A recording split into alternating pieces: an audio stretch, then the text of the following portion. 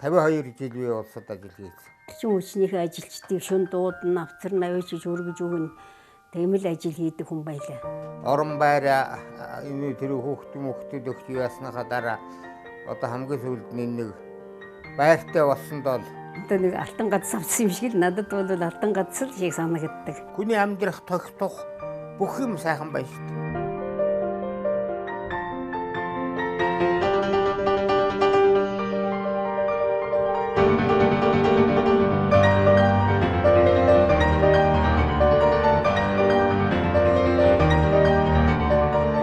Би одоо энэ буян тухай хорлыг анхан барьж яхад гоё байш юм босч байна. Би одоо энэнд орох юмсан гээл их мөрөөдчихсэн л да. Хүний хамгийн аз жаргалтай амьдрал бол одоо ерөөсөө ажил хийгээд амьдрч явах шиг тэр их сайхан байх. Олон улсуудын хүч хөдөлмөрийг их үнэлж яана, их баярлж яана шүү гэж одоо тэр нөхдүүдэд хэлье. Танд аз жаргалын дээдийг өрөөе. Төрийн орон сууцны корпорац.